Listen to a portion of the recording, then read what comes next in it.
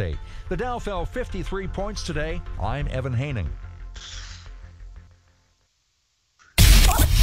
This is the Truth Frequency Radio Network.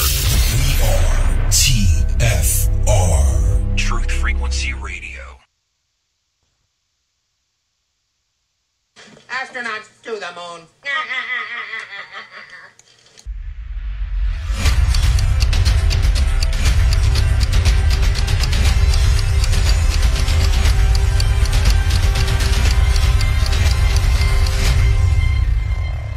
Ten, 9, ignition sequence start.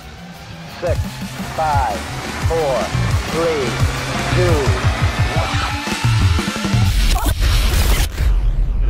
Not to get off track here, but I feel like we're in the Truman Show, and we're in a snow globe, and they just shook it up. Welcome to reality.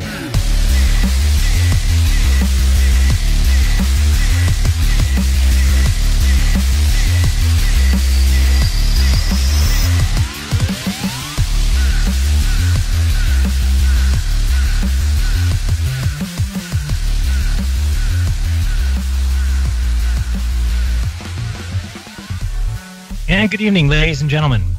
Welcome to your protection from deception right here on truthfrequencyradio.com and streaming Hour 1 live on the Jeranism YouTube channel. Everybody together is currently tuned into the #1 show on Truth Frequency Radio on Monday nights between the hours of 6 and 8 p.m. Pacific. That's 9 to 11 Eastern. That show is Jeranism Monday Night Raw, and it starts now. I'm your host, Jeran from Jeranism, and with me, as always, the great and powerful David Maldonado Weiss. David, how are you this week? There will be no surprises today because everything we said before the show went out live on the air. Oh, no. What did we say before the show? Not a whole lot. I don't think we said much. Yeah. Yeah, there just wasn't that much. Mitchell is a tool and nobody should trust him. That's all. David, do you love me? Do you... Oh, it's too funny. I have to picture him getting out of his car and doing that little dance that people do. Anyway, thank you, everybody, for joining us. We do appreciate it. Thank you to those in the chat, wherever you might be, or the TFR chat. We do appreciate it. And just a reminder that we'll be simulcasting this live for the first hour, and then the second hour we'll be moving over to the Ginger Sugar Bush 905 channel, or you can just go live.com and then click the listen now, and you'll be able to catch the second half of the show free and live, and everything will be great for everyone. So the way the show will go tonight is we will do as we always do and chit-chat for about the first hour, and then the second hour will take your calls. So if you want to get in line to do that, you can go ahead and do so. The phone number to call in is 213-233-3998. Again, 213-233-3998. So we got plenty to talk about, Dave. I got a lot of stuff. One thing I wanted to mention is that about 3 or 4 days ago, I noticed that you must have been having some sort of issue with your app because I turned it on, and again, I could not find the moon. Yeah, I've got a lot of complaints that the moon disappeared again, and I sent out. Can you hear me? I can. All right, I sent out probably 30 emails explaining that it's a new moon. And there is no moon, and to turn on the time lapse, and it'll come back. So I'm wondering, does NASA get a lot of calls around that time of the month? Where did the moon go? They might. Hey, NASA, there's no moon in the sky. Something's wrong with the sky projector. Sky projector.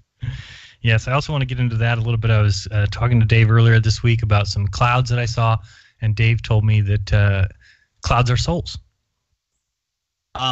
No, stars are sold. Clouds are people too. Oh, clouds are people too. Thank you, by the way. You were the first person to ever donate on my Venmo account. Oh, yeah, that was so fun. I was like, he finally got Venmo because I'm Venmo rich. People pay me on Venmo, and I'm too late. I don't send it to my bank account, so it's just like burning a hole in my Venmo pocket. Nice. So you're Venmo rich and sent me $6.66. Yes. That's a lot. Not that rich. I feel very, very, very, very. Venmo rich is when you have more than nothing in your Venmo account. That means you're Venmo rich because it's like found money. Oh, nice. Well, I have $6.66 in my account, so that feels really good. So yeah, I didn't even know about Venmo. I guess I don't really know how it works, but I did find out today that my username is just simply @Jeranism. So I guess it's that easy, huh? Yeah, it's actually a great app. It's so easy to use. There's no fees. It's instantaneous. It's So good. It's how, like, whenever my kids or friends, we need to transfer money to each other, just you Venmo it. It's real easy. So what's the difference between that and PayPal? Or is there a difference? Or is it There's a little bit of a difference. Venmo is easier, I think. It just, the app is easy to use. It's very similar to PayPal, I guess, but it's I don't know. It's interesting to see the community stuff in there because I just turned it on and I'm looking and it's like it tells me all these people paying each other for food. It'll say for smokes, for trip, it's just weird that you can kind of see what everybody does. You can mark it as not public if you don't want people to see it. But what did I write on yours? Clouds are people too. Oh, clouds are people too. That's right. That was like 5 a.m., right? Yeah, it was, 5 a.m. for you, maybe 2 a.m. for me. Luckily, my phone is not in the bedroom when I'm sleeping. So I did get it this morning, and I do appreciate that. So thank you. So, if anybody has Venmo, you could do that. But, Dave, let's talk. Wait, hold on. As long as we're talking about clouds are people too. We're not talking about that, by the way. We're not talking about that. You're talking about that. If you look at whenever there's white, fluffy clouds, which are amazing, they hit them with the chemtrails and they destroy them. So what is going on with the spraying and the destroying of the clouds? There's something going on up there. The region above us, people call the heavens, and there's spiritual beings. There's something going on up there. Clouds, we're told that clouds do these deluges of water on us, but we can fly through them, and there's not that much water up there. I mean, there's supposedly trillions of pounds of water, and they're not. There's something else to a cloud. Why do clouds have the definitive edges on them and appear and disappear in certain areas? There's something more. They're lying to us. Remember, they're lying to us about water. I mean, Water is not what they told us. Water holds so much information, and there's something up there. It's an etheric being. I don't know what the hell it is, Jeran. Where the hell do we live? Where the hell do we live? Well, the one thing I know is that I don't live on a spinning space rock. I've tried to rationalize that over and over again. And last night, if people saw my live stream, I went out and observed the ISS, and then after that live stream, I went out again just to kind of look at the stars, and I can't grasp anymore. The stars are so damn close, Dave. They're right there. They're right there. Yeah. I mean, in the morning there was a bright star next to just before the sun came up. I guess maybe it wasn't a star; it was probably Venus or something. But it was right there. I mean, I could, if I had a wrist rocket, I could hit it with a rock. Yeah, they seem to be right there. And if people are looking for that video from last night, I did pull it because of many reasons. Number one, it was blocked in 15 countries, which then I get so many people emailing me and saying, I can't watch this video, I can't watch this. It's just easier to pull it. And the other thing is, it was just an observation.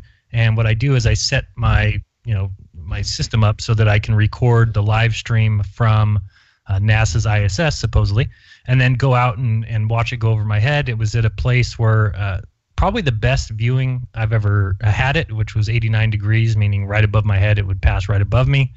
And the hard part was I came back inside, sat down, and continued the live stream, but I had no idea of what everyone saw. I wish I would have, because when I went back and watched, the second I went outside, first thing that happened is we got the blue screen, and then we get the switching cameras screen, as always, from NASA.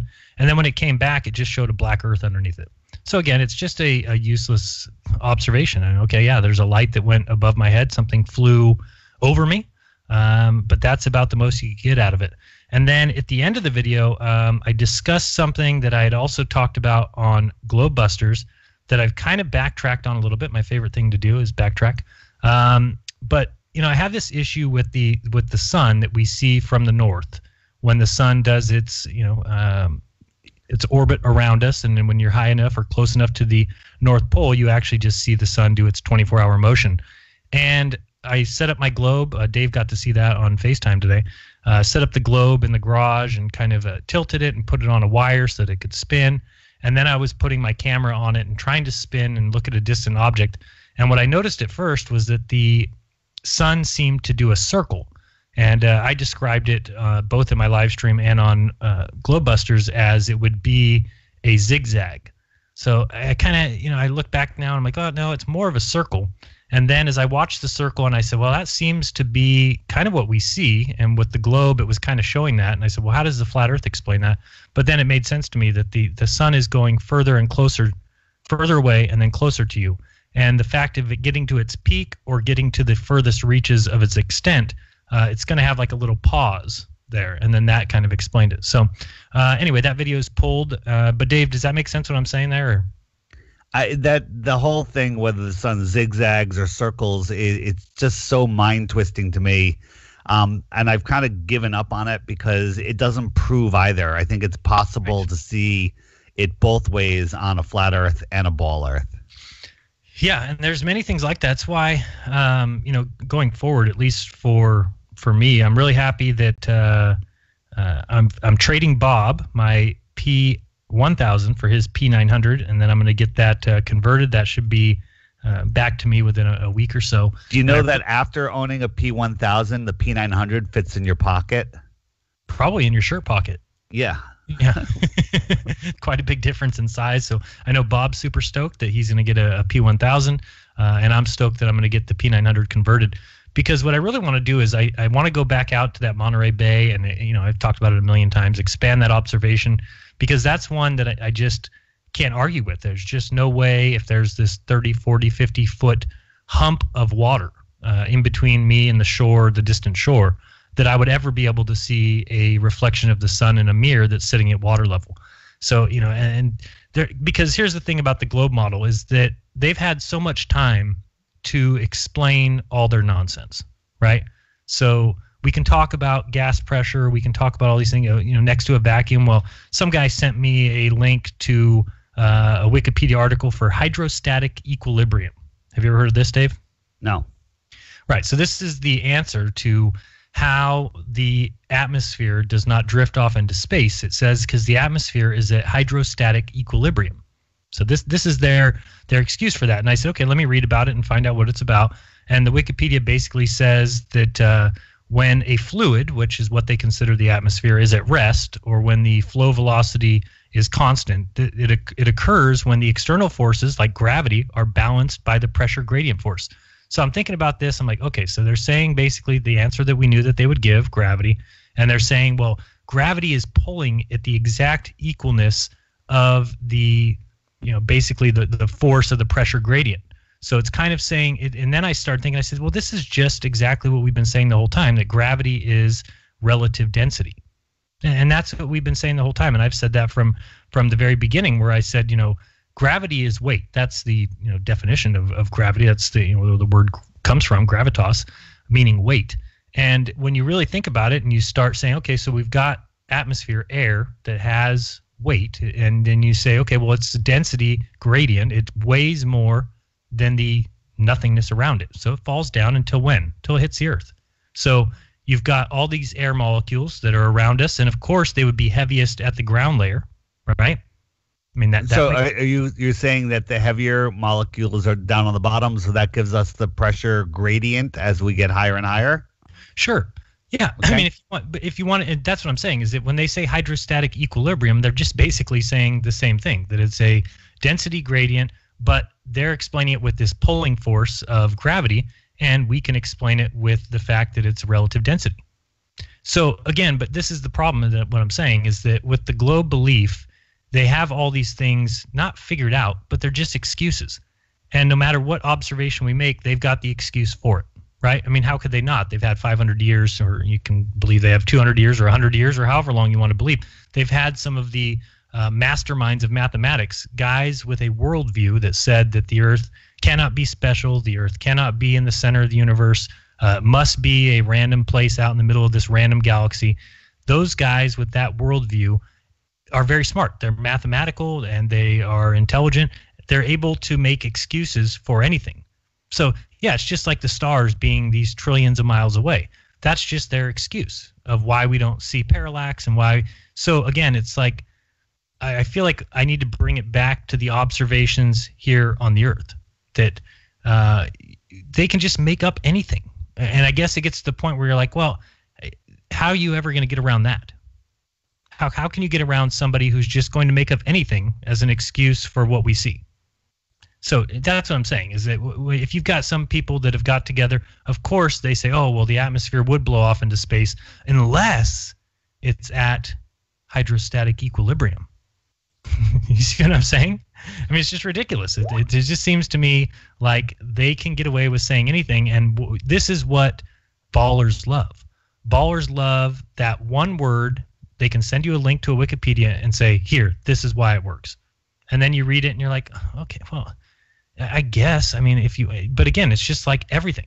What ballers like the most is accusing us of exactly what they do. Like, I made a comment, and I forget what it was on, and some ballers in there is like, you're just a lazy researcher. The Earth is not flat, the whole thing. And I'm like, all right, can you give me just one proof? I always ask, I just want one, not 10, not 20, just one that you're willing to stand behind. And they send me the 10, proofs that we have that the Earth is a globe. And I'm like, we're the lazy ones. He just Googled, proofs that the Earth is a ball and sent the article and never did any research. No, they love that. That's what I mean. They love. That's what they love. Prepackaged. They love the prepackaged answer, right? Well, wait, hold on. Yeah, I love the prepackaged answer too, but we've done the research. When someone asks me a tough question, I say, here, watch this video. They've done the work. Like, someone says, what about Antarctica? Why don't you just go there? And I'm like, well, the reason we can't go there is because of all of this. Watch Taboo Conspiracies. Antarctica is closed. It's 30 minutes, but it's months and months and months of research that you don't have to do. Right. Watch it. Right. That's not because when somebody watches that, if you watch that video, then you walk away with that with so much information. Right? Yeah, it's all backed up. It's not just a one-sided foregone conclusions. Right, but the hydrostatic equilibrium answer is exactly the opposite of that. Right. There is no research in that. It's just basically somebody saying, here, this is your answer, this is why, and that's all that Globers look for. So when they watch a video like mine where it says, how is this, and they think to themselves, wow, geez, he's right. How does the vacuum not pull the atmosphere off the Earth? So they go looking for it until they can find the one Wikipedia article that says, and at the bottom of this Wikipedia article, scrolling all the way down to the bottom, where it says atmospheric. This is the final sentence of the whole thing. It says, in the atmosphere, the pressure of air decreases with increasing altitude. Would you agree with that, Dave? Yes. I would agree with that. Okay. This pressure difference causes an upward force called the pressure gradient force. The force of the gravity balances this out, keeping the atmosphere bound to the Earth and maintaining pressure differences with altitude. So that's their explanation. So it just gets to the point where I'm like, okay, so it's not like we're going to have something to them that they just say, oh, we're stuck, you're right, the Earth must be flat. It's just never going to get there because they've got an answer to everything. It doesn't mean that the answer is correct or true. It just means that they've got an explanation for it. And we shouldn't doubt that. We shouldn't doubt that they're going to come back with that explanation. But it still takes a thinking person to actually rationalize what they're saying. And I'm going through this over and over again, reading it over and over again. And I say, wait a second, this is just the same thing as relative density. It's explaining why when I blow smoke out of a cigarette, it goes up, right? And somebody might say, well, why doesn't gravity pull it down? I've said that before. Why wouldn't gravity pull it down? Well, they just say, oh, well, it's because the atmosphere is balancing out. And we're like, oh, you're talking about relative density. You're saying that the smoke is less dense than the air around it. So it goes up. Well, that's exactly what we believe. There's people are so indoctrinated and programmed into the ball that they will just make up anything to support it. They'll just make up anything because it has to be. Like my teacher that I met with. But hold on a second. Remember that the people that we're talking about, these scientists and these guys with this worldview, are extremely smart. So it's not just people saying, oh, these guys will just make up anything. It's like, no, they've built a very clever answer to everything. Now, I don't think the people that we're talking to now didn't build the answer. This was built before they were indoctrinated. Oh, absolutely. That's what I'm saying. I'm saying that scientists that put this stuff together and came up with hydrostatic equilibrium, they came up with a very clever answer. And then they can and then all these people who might hear my video and say, oh, well, how does that work? They go looking for an answer. And when they find hydrostatic equilibrium that happens to say what I just read in the bottom of the Wikipedia, that's their answer. They didn't have to do any research on that. They had to type in, basically, why does the atmosphere of Earth not fly off into space? And this is the answer you'll get. Yep. So. When you keep hitting them with logical explanations, in the end, they just say, as my teacher did, "Done. I'm done." You know, when you have an answer for everything, I'm done. Like I posted a meme of what stars should look like on the moon. You know, with the whole Milky Way bright versus what they show us, which is a black sky. And her response is, "How do you know what we should get?" So I explained that when we send a balloon up, you know, all the stars disappear. When you're flying in a plane, there's only a few stars in the sky when you're at altitude over the ocean.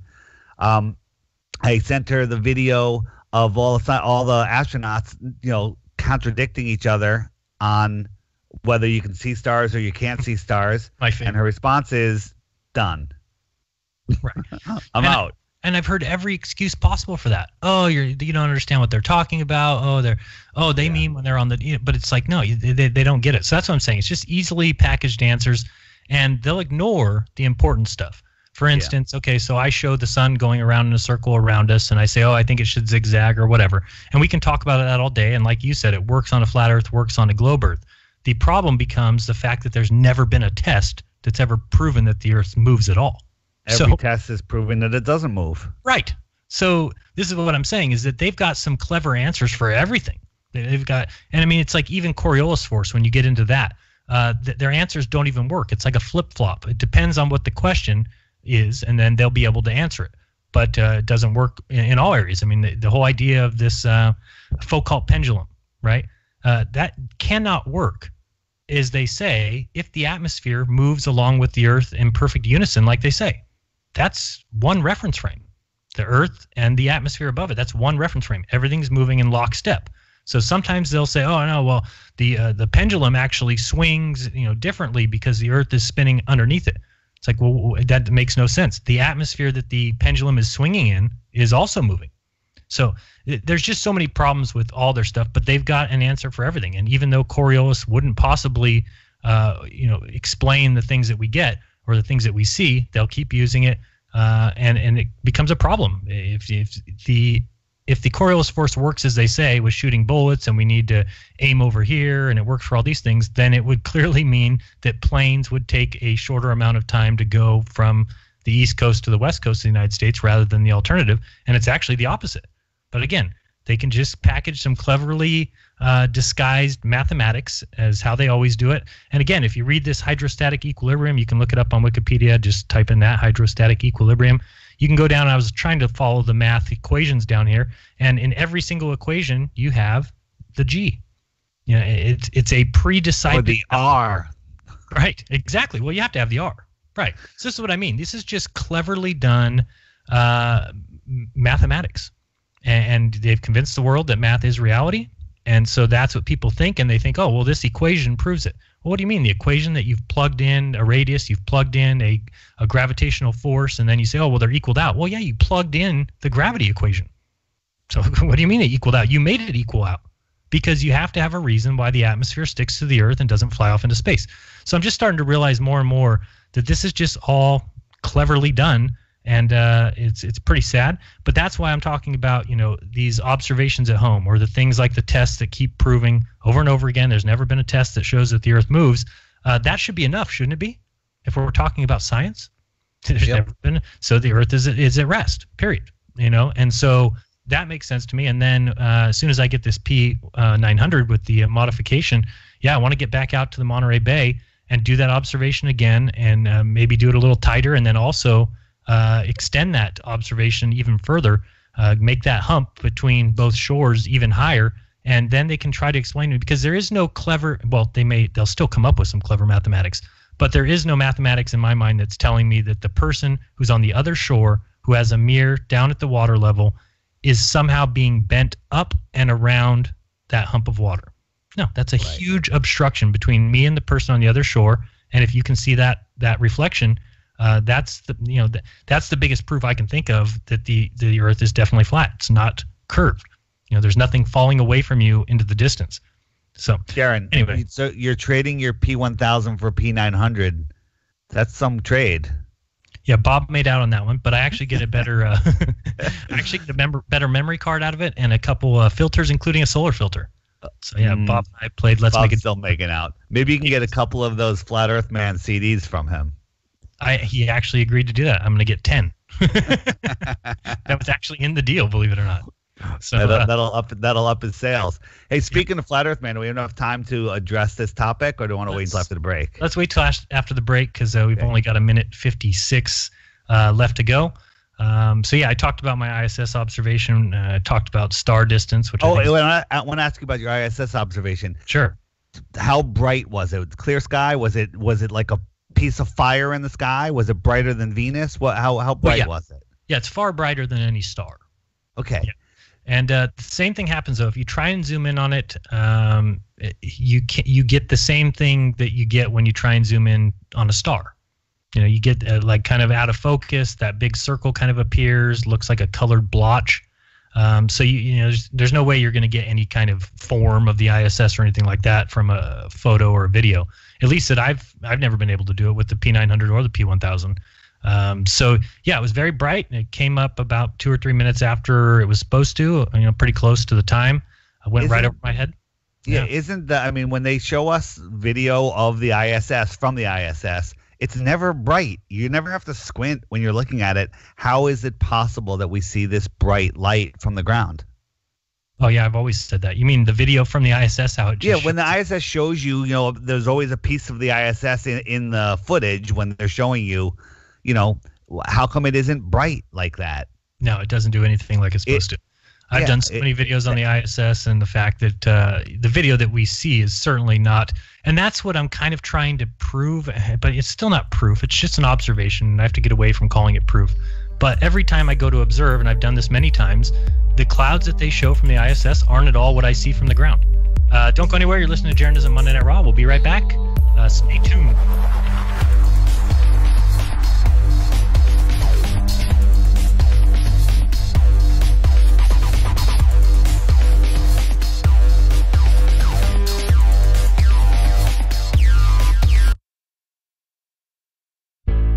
The reviews for Extendivite are amazing. Here are some from Amazon. By Christine, great for heart palpitations. By Anne, before I started using this product, every afternoon my ankles and my hands would be swollen. That doesn't happen anymore. So if that part of their advertising is true, I have to assume that the rest of it is also. Not to mention that when I had my yearly blood test, only a few weeks after beginning to use this product, my cholesterol had dropped over 30 points. I'm going to continue to take it. By Croc, I love this product. It really works. By Brad, works great, thank you. Tell us your story. Get your Extendivite today. To order, call 1-877-928-8822. That's 1-877-928-8822 or visit heartdrop.com. Extend your life with Extendivite. This is iHeartRadio. iHeartRadio. iHeartRadio makes you want to move. When you have a great melody, a song can last forever. Instantly connected. I love it when the beat goes. Did you know you can listen to Truth Frequency Radio on iHeartRadio? Just download the app to your smart car, smartphone, or smart TV and get the best of TFR wherever you are. iHeartRadio. I'll see you there. So, you love talk radio? Then you'll love TalkStreamLive.com. TalkStream Live is always on, 24/7 with the best streaming talk shows. Find your favorite talkers and discover some new ones. It's free, readily available online or on mobile with any smartphone or tablet. Finding your favorite talk shows all in one place has gotten a whole lot easier. Just go to TalkStreamLive.com. Be sure to download the free apps from Google Play or the iTunes App Store. Travis Cook, America's Evil Genius, here to invite you to join us every Tuesday afternoon here on Truth Frequency Radio. No, on our show you will not see a bunch of three-piece suits or a cocktail party, and you certainly won't see a bunch of inside the Beltway banter. But you will see eye-gouging, crotch-kicking, no-holds-barred political discussion, the likes of which you won't see anywhere else in media. America's Evil Genius. We come to you every Tuesday from the outskirts of war-torn St. Louis, Missouri, where there's always a good race rioter sex scandal just around the corner. Join us every Tuesday, 3 p.m. Eastern, 2 p.m. Central and noon on the left coast right here on TFRLive.com. America's Evil Genius, Travis Cook on TruthFrequencyRadio.com. You are now tuned into the Truth Frequency. Your protection from deception. TFR. Truth Frequency Radio.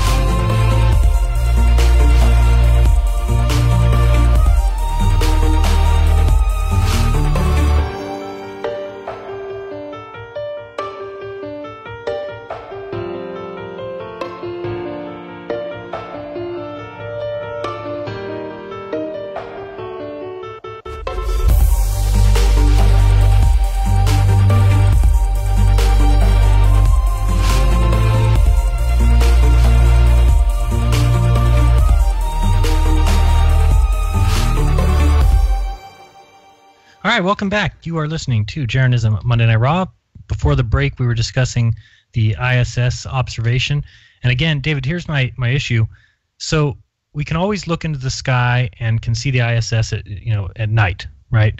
But from the ISS, we cannot see anything on the Earth. So I don't understand that. What about a football stadium? What about Las Vegas? Like, you're telling me that from the Earth, I can see the ISS fly above in the black sky, but when the ISS is flying above the black Earth, I can't see Vegas. I can't see New York. It's just ridiculous. So again, this is the problem. This is the convenience that NASA has, that during the day I can't see the ISS, but they will show me video from above. But at nighttime, when I can see it, I can't see video of the Earth.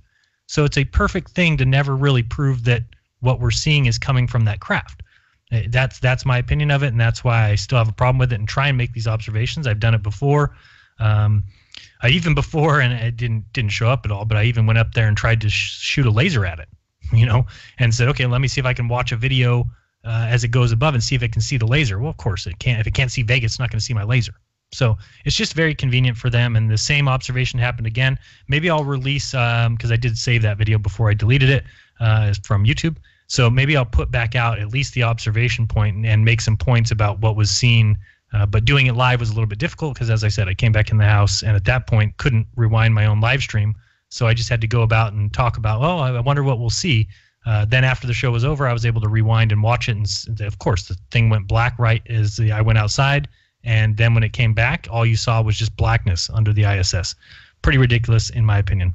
Yeah, I mean, just the fact that we think we can see the ISS at 25 times the height of a 747 flying at cruising altitude, where they're approximately the same size, it's utter nonsense. Right, and how much bigger is the the Las Vegas Strip than the ISS?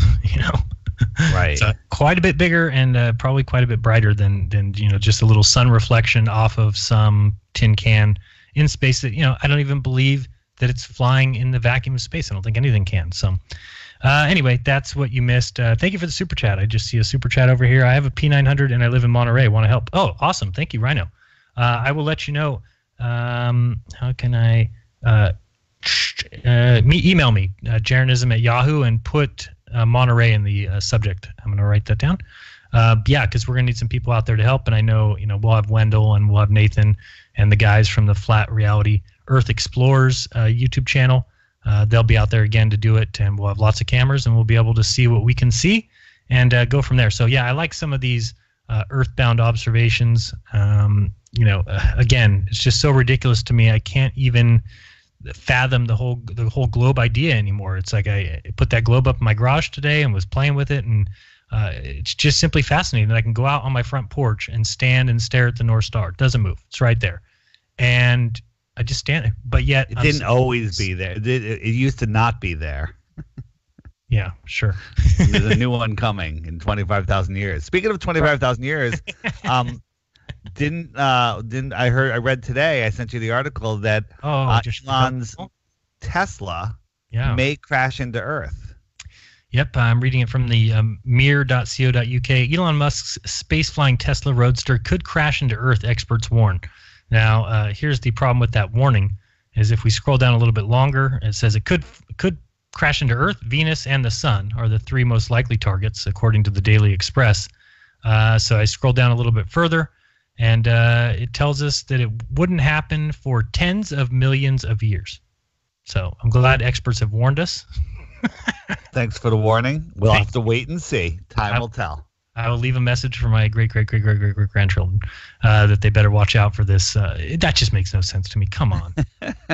So they launched a car into space and then sent it off towards Mars, and it's going to go around Mars and come back and hit the Earth in tens of millions of years. By the way, it also says that as if this car will last that long. You know? Oh, it's just so funny. I guess things last millions of years now. So yeah, it's pretty interesting article. You can check that out. Like I said, mirror.co.uk, and look up the SpaceX Tesla Roadster is coming back to crash into Earth, experts warn. Very scary. We were going to talk about ways to support YouTubers and talk about about conspiracy music guru Alex. Yes. So again, I always say tip the bartender. You're always willing to leave a tip if you really enjoy a show. Donate $1 or $5 or whatever you want to do, just something. But if you don't want to spend, put any extra money out, you have a great way, which is if you're buying something on Amazon, and lots of us do, just go through your site. Doesn't cost you any more, and then you get to steal some of the profits from Jeff Bezos. Nothing could be better than that. No, no complaints there. Yeah, it's awesome. Yeah, Flat Earth Man. He made an amazing album. Videos. It's super amazing. But he made it in a time where CDs have gone, and now it's digital, and people aren't so apt to buy a digital download when it's already on YouTube and they could download it for free. Agreed? Right. Yeah, you can just get an MP3 of it. You can make your own little playlist, and then you've got Flat Earth Man's entire album on your phone for free. Yeah. So, you could always send a donation to him, but again, a lot of people don't want to do that. One thing you can do is you can mirror his videos, but here's the catch that triggers people, and it actually, it triggers me and you. When you mirror one of his videos, before you even hit the upload button, you get what looks like a copyright strike. And it's not a copyright strike. It's just a warning like, hey, this is copyrighted music. No skin off your back. It's okay that you're doing this. It's just any ad revenue that happens goes to Flat Earth Man. So I look at that video, at that email, as a confirmation that you have donated to Alex. What do you think about that? Oh, yeah, it's exactly the point. I mean, for me, specifically, there's one time before that I put his song at the end of one of my long live streams. It was like 6 hours of a live stream, and at the very end, I said, "Oh, and here's a song by Flat Earth Man." Played it, and then get a copyright saying he's going to make the money from that video. That's fine. I understand that. But then what I learned from that was, okay, in the future, when I'm going to play a Flat Earth Man song, because I want people to hear the song, I want to help him out, and I have not donated any money to him, nor have I purchased his album on iTunes. So what do? I've posted, and if you look at my account, you'll see, or my YouTube channel, you'll see 2 or 3 times in the last month or two where I've just posted one of his videos. Now, I know that doing that, I'm going to immediately see a copyright claim saying, hey, this is copyrighted, no big deal, but he will be making the money from the ads in this video. So that's my way of paying Alex back for the music that he's given me. And that's how I do it. And also, it's a great way to wake people up. I've woken people up. I'm sending them videos and this and that. I'm like, oh, you think satellites are real? Here, watch this. And I sent them satellite hoax, and they can't stop but listening. And there's so much information in that video. It's amazing. And then it's stuck in their head. Right. Then so it's really a great way to do it. So, if you have a channel, if you don't have a channel, just make a channel, put it up, share it. It might be a good way to even start your own channel if you haven't done anything yet. Get some content on it. I would agree. Yeah, if you have a channel that even has, at least it's not a copyright strike. It's not a takedown request. Those are the scary ones when you get those ones that need to be pulled, or you need to take it down, or you're going to get a strike on your account. These aren't that kind of strikes. But the email looks like one of those. They are. Yeah, they are. But you just got to read the first line. It's like, don't worry, you've done nothing wrong. It's okay, and it is. Just look at that email as the confirmation that you are donating to Alex for all of his hard work and those amazing songs. Yeah, because I love the songs, and like I said, I didn't buy the album because, as we just said, I was able to use YouTube to find all the songs and make myself a playlist on YouTube. And so if I ever want to listen to it, I have it. So to pay him back, that's the way I do it. I've posted a few of his videos. Space is Fake. The other one, the most recent one, what's that called again? I can't remember the name of it. Don't let him steal your mind, or whatever the name was. Great song. Right. So put those videos up, and when I do, I just put that video by itself, and this way, I don't think bad or say, oh man, I had a 6-hour time lapse, 6-hour live stream, and I put his at the end. So I just learned from that, and now because I want to pay him back and I want to say thank you, and that's my way of doing it, and I think other people can do it as well. So and it's a great addition to anyone's channel too. It's when someone comes across that, it gets recommended, then your next video gets recommended. Right. So I totally agree. The other thing I did, David, I don't know if you had done this yet, but I'll tell everybody about it because it's only about $10. You can find them on Amazon. I bought a 2-pack of 3D glasses, and just got those the other day and sat back in front of the TV and watched J. Toll and Media's stuff. Man, you have to see it. His stuff, I noticed it's 3D. You have to get the glasses, right? Got to get the glasses. Yeah, it's the only thing that if you're thinking 3D, like, and I found some videos on YouTube that I was able to watch that actually show things like popping out of the screen. Like you'll reach your hand in front of your face and like, hey, I can grab that item. There is videos like that on YouTube. His aren't like that, but what they do is they add depth. And if you can picture, we're on the radio, so I can't really show you. But if you picture that view of Mount San Jacinto. From the video I did or the video he's done, the 123-mile observation, when you see that video, all of the buildings and the ground layer stuff seems to be like a block. It's just a very 2D image, and it's kind of hard to tell that there's any depth there. When you put on these 3D glasses and watch his 3D version, all of a sudden, all that gets laid out. It actually looks like the mountain is way behind there, and that you see the depth of the cities, and you can move left and right, and it kind of adjusts the picture. I don't know how you do it. I know on my video editor there's options for 3D stuff. I have never done anything like that. I don't even know where I would begin. I think it requires taking pictures from 2 different locations, like left and right, and then you mix them somehow. But anyway, if somebody wants to have a little fun with that. And then also there's other cool things on YouTube. You just look up 3D glasses videos, or there's lots of, roller coaster. I don't know. It's kind of fun for $10. I don't remember the exact brand name, but we got 2 glasses, one for me and Missa, and they come in a little case, and they were like $10 for 2. So it was a great deal. Did you use the link that's on your website on the upper right-hand corner, Jeranism.com? That, my friend. What's that?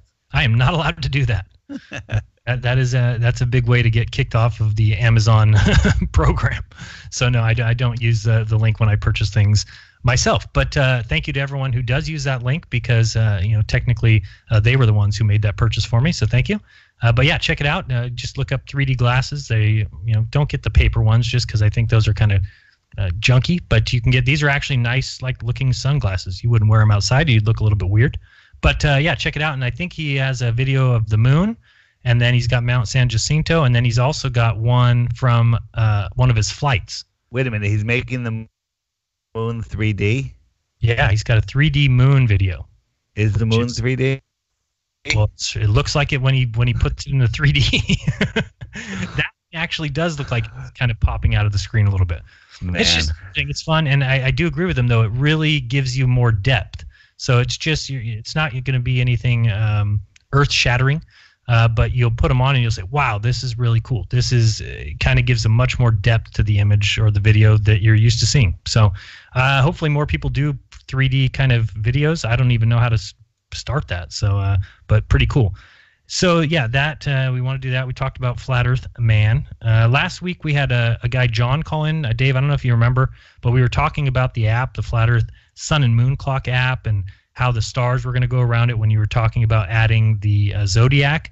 And yeah, that's coming. That's coming. So if you haven't downloaded it yet, you should get it now, and you won't have to pay for the zodiac feature. That's a guarantee. Sweet, I already got it, so I'm set. All right. Woo. Yeah. So the great thing is, do you remember the call from last week where the guy was calling to talk to us about whether the planets orbit and the way that the stars work? Remember that guy? Yeah, John. So tomorrow I have a call with him in the afternoon, and we're going to be talking about all that because he seems to have a really good grasp on it. And then the plan is, unless he pisses me off for some reason, the plan would be for him to come on the show next week, maybe for a half hour, and kind of teach everyone. Because some question I've been asked before, I think you asked me today, was it you or somebody else? Somebody said, Jeran, does Mars orbit the Earth or the Sun? And I said, I said, the sun. I'm leaning towards that all of the lights in the sky are orbiting, circling the main light in the sky. Right. And there's, like when people say, what about the moons of Jupiter? Well, those are little lights that are orbiting the little light that we call Jupiter. Yeah, no, I agree. So anyway, he seems to have a great grasp on that. So you'll have to tune in. I believe next week is when he'll be on, just for a half hour, just to discuss it. He does a great job, better job than I. And I want to talk with him tomorrow and kind of get a good idea of what he's talking about. Okay, great. Rhino sent another. Thank you for that super chat. That is awesome. And now I have your email address, so I'll send you an email right now or after the show. Just copied it. Thank you very much for that.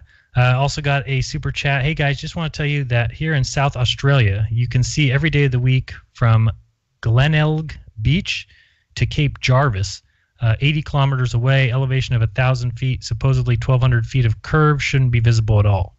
So that is awesome. Hopefully, do you have some video of that or some photographs? I would love to see that.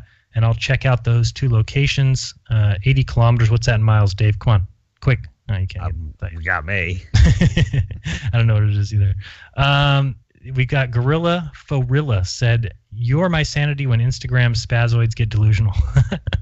Well, thank you. I try 50 miles occasionally. 50 miles. 50 miles away and an elevation of 1,000 feet.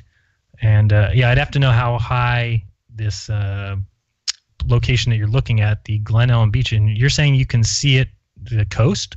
Yeah, I think he did the calculation where there's that much curvature from the altitude that he was at, but that's my assumption. I haven't done the math, but 50 miles is good. It proves that we're not on a ball. Yeah, so I'm just doing it real quick. 50 miles, 1,000 feet. Wait a second. 1,000 feet of elevation of 1,000 feet. Right. And you're 50 miles distance. No, the hidden target should be 84 feet. So, yeah, because, I mean, the thing is from 1,000 feet, that's how high they are when they observe Mount Canigou. And Canigou is 175 miles away. And that's supposed to have about 10,000 feet of curvature. So I was thinking there for a second, I was like, wait, I don't think you're talking about almost 4 times less distance, the same observation point. So, yeah, check out your math on that one, the raw caveat. But again, I would have to know what if you're saying you can see the beach. Well, yeah, it says here 84 feet is supposed to be hidden. I would try and get a little bit lower and see what you can see. I don't know if you have to be at that elevation of 1,000 feet. So yeah, thank you for the super chats, guys. I appreciate that. I did want to talk about real quick. Do we have time? What do we have left here? I don't even know. I got 8 minutes. Good. So everybody, I do see some people lining up on the phone lines. So yeah, please, if you want to call in, 213-233-3998. That is the number to get in line, and we'll take calls the second half. And again, people in the chat will spam the link if you want to follow this as we go over to the other channel. So the other thing I wanted to talk about real quick is last week on Globebusters, and I don't mean yesterday's show, which is a very good show, by the way. Did you watch it, Dave? I did. Good. The entire thing? I actually missed the very end because I had to call in to Crow, which you guys overlap with a little bit, who's on TFR when you guys should be ending. Welcome to TFR, by the way, Crow and Jason. Yeah. So yesterday's episode was the total annihilation of NASA and the heliocentric model that was on Globebusters. But the week before, we talked about Tartaria and giants and tunnels underground and mud floods, and I thought it was a very interesting show. It was great to sit back and hear Martin and UAP kind of tell us all some of their research. And some people in the Flat Earth community, Dave, became pretty upset at that. They said that, we're disinformation agents spreading disinformation. So I just wanted to, remind everybody that, I wish I had money. I wish I had the amount of money that it would take so that I could travel around and I could actually go and, look at some of these so-called bones of giants, and that I could look at these tunnels underground. There's supposedly tunnels all under San Francisco, hundreds of feet deep, and that there's tunnels even in the city I'm in, Merced, hundreds of feet deep. Now, I've never seen any of those, so yeah, you're just looking at images online. And same thing with the mud flood. Yeah, it's a lot of images, and I hear so many people saying, well, those images are faked, and how do you know the images are real? And the problem is that you don't. You don't have a way to know that they're real. But the problem is that our history is a total and complete lie. And if people don't understand that history is written by winners, then I don't know what to tell you. So if history is written by the winners, then you should know that all history is not true. Because the winner of any battle is not going to come back and tell you the exact truth and, oh, we did this, and it's going to be distorted. And so, and if they're trying to hide things from you, like, for instance, if there is giants, well, that doesn't fit at all with the idea of evolution and the ideas that we've been taught from school. So, of course, if there's any kind of data like that, it's going to be hidden from you. So it just bothers me when you've got people in the Flat Earth community that think that they are some sort of thought police that can go around and say, Globebusters, you shouldn't talk about this. When we're just some guys who sit around on Sunday, get together and talk about whatever we're interested in. And that particular day, go ahead. Yeah, here's the way I look at it. You guys didn't say it was fact. You're just looking into it. And there's so much evidence that there was some sort of mud flood. It explains the Easter Island and Göbekli Tepe being buried. That there's so many buildings that don't make sense where there's many floors underground and windows in the ground. There's something to it, and it's very interesting to look into. If you haven't seen, if you haven't subscribed to the YouTube channel Observation Deck, watch his last few videos, and you'll be researching this stuff even further. All right, and let's also real quick backtrack on. We just got another super chat from the Raw Caviar. He said his elevation was 10 feet. So, okay, now we now put that in, and 50 miles distance, calculate that. Okay, the hidden target is 1,400 feet, and he's saying the elevation of Cape Jarvis is 1,000 feet. Yep. So that's definitely one of the Flat Earth proofs. We see too far. We've said that so many times. So yeah, I just wish more people would be open to hearing other people's thoughts. That's what's so impressive about YouTube to me, and I don't remember who said it. Was it last week when Stinky Cash or somebody said not everybody deserves a voice? That was Stinky Cash, man. The guy's coming around. I'm going to say it outright. He was being a prick to a lot of people. I think he's softened up a little bit since then. And he put out a video yesterday, and he just put out another one today about silver. Explained it better than anyone ever explained it in school to me. And if you haven't seen it, I highly recommend watching at least yesterday's video. I'm not vouching for today's yet because I haven't seen it yet. You might be an opportunistic Jew in that one. I'm not really sure. He did ask me how much gold I have, and I'm like, is that because I'm Jewish? And he's like, accused me of wearing gold in a sack around my neck. I've actually seen you wear that before. It's part of your normal ensemble. Yeah. So.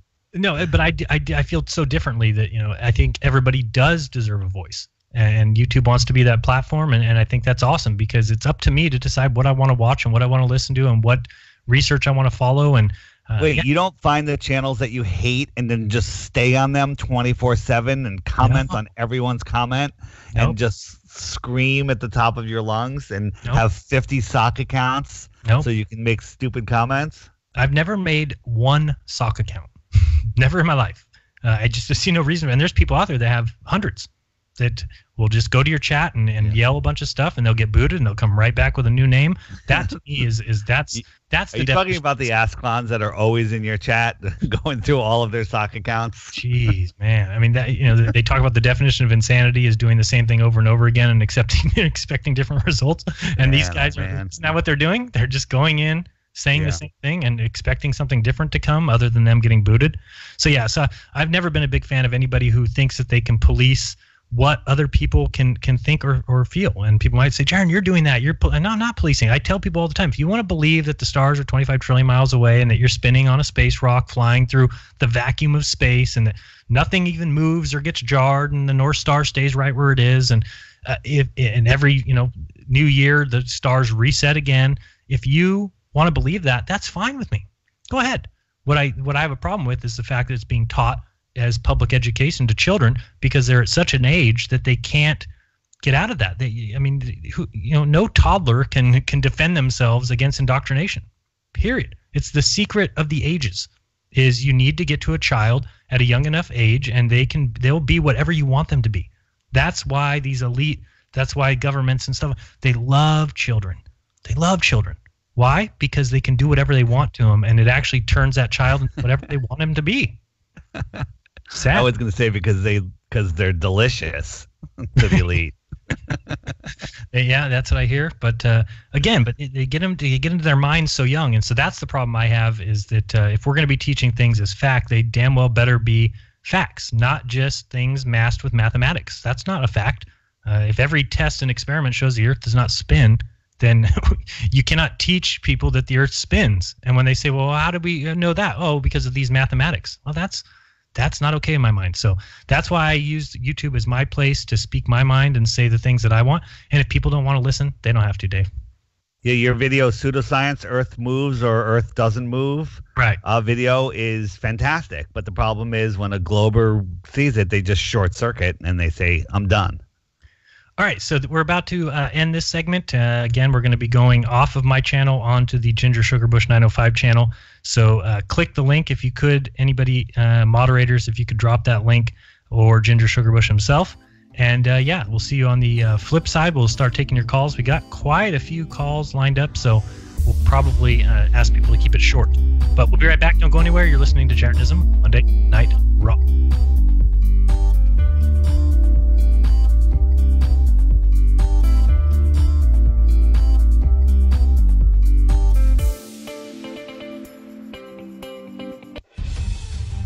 Frequency Radio is your #1 source for news and information without the hate, hype, and fear. We're proud to feature cutting-edge programs like The Christopher Everard Show, The Covert Report with Susan Lindauer, The Enemy Within Radio with Tom Barnes, Freaky Friday with The Woo Crew, The Gematria Effect with Zachary Hubbard, America's Evil Genius with Travis Cook, Phoenix Rising Radio with Phoenix, Quantum Connections with Lucky, and dozens more. Did you know you can listen from any telephone by dialing 641-793-7117 or call into your favorite show toll free at 833-TFR-LIVE. Uncensored talk and news you won't hear in the mainstream media. Truth Frequency Radio, your protection from deception.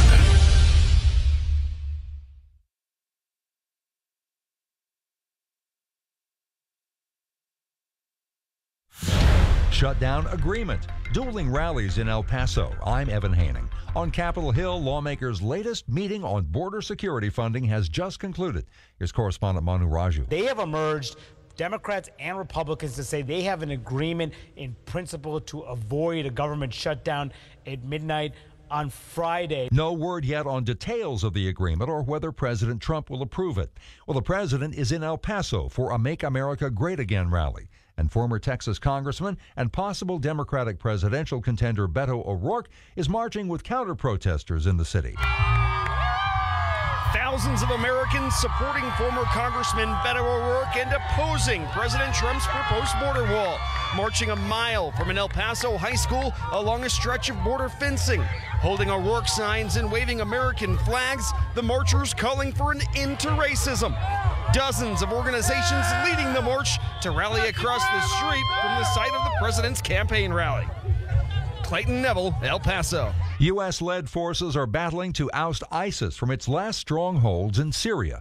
Correspondent Ben Wiedemann says the terror group is making life miserable for civilians caught in the middle of the fighting. The people who fled said that people are being held as human shields, that they're eating feed for livestock, that they're not only getting incoming from the anti-ISIS coalition, incoming rounds are coming from the Syrian regime across the Euphrates River and from the Iraqi army right over the border. And Syrian state media reports that Israel has bombarded the southern province of Quneitra, damaging buildings but no human casualties. The Israeli Air Force has targeted Iranian and Hezbollah forces in Syria in recent months, warning it won't tolerate their permanent military presence in the country. NASDAQ up 10 points today. I'm Evan Haining. You are now tuned into the Truth Frequency. We are TFR. TFR. Truth Frequency Radio.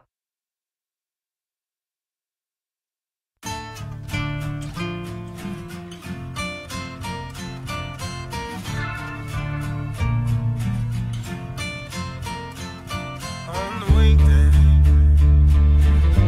don't be surprised, don't be surprised. Walk like us. They even talk like us. Walk like us. But they are not like us. On the weekday, you can see the signs, you can see the signs. They wear the disguise. Look into the mind's eye. There's nowhere to hide. No stick-covered lies. Whispers from afar. All right, welcome back. You're listening to Jeranism Monday Night Raw. Thank you for joining us. Dave, are you there? I am. Oh, good. If I unmute myself, I am. That's good. That's good. Wouldn't be a show without Dave being muted. So one other thing I wanted to talk about, and this is for this is for Ginger Sugar Bush himself. Dave, I sent you that video. What kind of started I don't know how to explain this. What started an interesting thing for me is people know I still watch wrestling. I enjoy wrestling. It's mindless entertainment. I know, Dave. I know. But an interesting thing, and people might remember this, when AJ Styles was on a talk show with Daniel Bryan, and Daniel Bryan called him out for being a flat earther and said, this guy thinks the earth is flat. That was about a year ago. But these two guys are battling right now, back and forth, and I think they fight at the next pay-per-view. And one of the interesting things is now this Daniel Bryan character, who is the same guy who called out AJ Styles for being a flat earther, he's now going around and proclaiming himself to be the planet's champion. And he keeps going on and on about the planet and quoting Carl Sagan. And, oh, man, it's just pissing me off. It's almost like the whole wrestling thing is written for me. But in kind of researching that a little bit and just seeing, I'm like, man, is this guy talking shit about flat earth somewhere else? And I'm looking around, and I found this wrestling podcast, which gets quite a few viewers. And the host of the podcast was talking, and he's like, let's talk about my favorite wrestler, AJ Styles, the flat earther, because as everybody knows, I'm a flat earther. So I was like, wow, that's pretty interesting. I just happened to find this wrestling podcast, and the host is a flat earther. So I was listening to that a little bit, and then they were talking about this wrestling group out of Japan or China. Now I can't remember. The name of the team, it's a tag team, and their name is the Flat Earth Foundation. And they actually come out to the ring and do the flat earth symbol, the signal, the flat signal. You've seen, I don't know, people do it, Mark Sargent and those guys. And they go on and on telling the entire... Sure it's not the Freemason symbol? Nope, you got to keep it down. Don't put it up by your neck. Okay. If you do that, then it's a little Freemason, a little Freemasonic to me. But so these guys are going out to the ring every night, and most of these wrestling organizations, travel around and wrestle nightly. And these guys are going around telling the entire crowd that they've been indoctrinated, that they live on a plane. they're sheep, and that they've been lied to their entire lives. Being told, you know what? If I've never was into wrestling, but I know that the wrestlers try to infuriate the crowd. What better way to do this than by proclaiming the Earth is flat? Right. You get an automatic triggering. Yeah, absolutely. It's called generating heat, right? I mean, there's no better way to generate heat than to go into an arena in Phoenix, Arizona, and say, "Oh, it's real nice being here in this cesspool in Arizona." You know, I mean, cesspool. Earth is flat, and you're a sheep. Done. Right. Triggered. So very, very interesting that there's this team now going around and telling everybody that. But yeah, they're called the Flat Earth Foundation. You can look them up. They're out of some, I don't know, place in Japan or China. But I thought that was pretty funny. And Missa has a shirt. The wrestler's name is Selena De La Renta, I believe. She's on a minor wrestling circuit as well. But one day I saw her talking about Flat Earth, and then I saw she's got a shirt, a Flat Earth shirt that has her little icon standing on top of a flat Earth, and it says "Flat Earth Big Butt." So and she's a flat earther, and this is her wrestling thing. So I had to buy that shirt for my wife. I thought it was too funny. So anyway, that was my little wrestling bit for the night. Dave's asleep now, and we shall continue. No, Dave, one other question about current culture. Does anybody stand a chance against Donald Trump in 2020? No, he's a shoo-in. Yeah, I think there's no doubt. It's funny watching Elizabeth Warren because I don't know, maybe it's just a personal thing, but I cannot stand the woman. And she stands up there at the podium, and she looks like she's literally going to blow away in the wind. So I don't even think she'll make it to that time. And I keep hearing him talk about Joe Biden, which just infuriates me. And I think we talked about Joe Biden's still alive? Yeah, still alive and still touching little children and inappropriately and whispering in their ears and causing very uncomfortable moments. And these people are just so hungry for power, they just let it happen. Go ahead, here, touch my daughter. I don't care. Hug her close, grab her by her underboob, and it's just sickening. And yeah, the fact that they keep talking about him, they talk about him like he would be the front runner if he entered the race. And I'm just like, oh my God, I can't wait for the amount of videos I will do showing all the things that this man has done. And yeah, I don't think anybody stands a chance against Trump, though. Nope, I don't think so. And was that the last thing I had before we get to calls? I believe that is it. Well, Dave, the other thing, I think we talked about this last week too, but I still think it's a great test, is, and people always say, Jeran, you always try and prove the flat Earth. And I'm like, no, I do try and prove the globe. For instance, I really want to do a test to test my belief that the sun is never below your feet.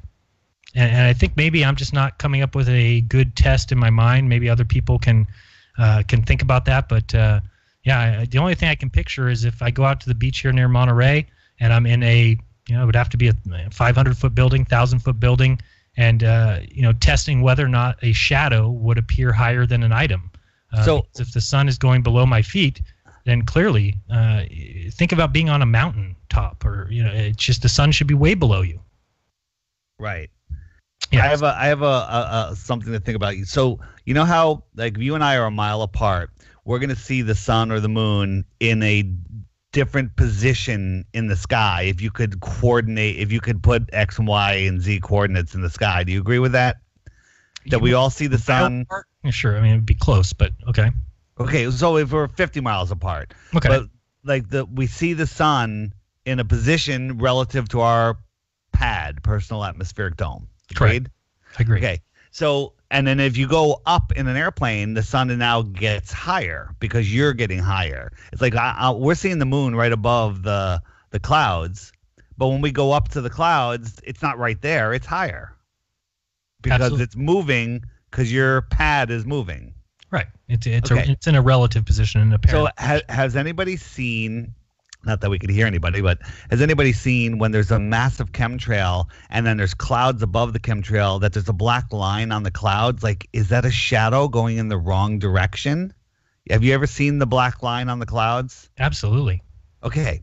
So my thought is perhaps that chemtrail is resolved. I don't know if it's the point of view of the chemtrail or us, that the sun is actually lower than the chemtrail.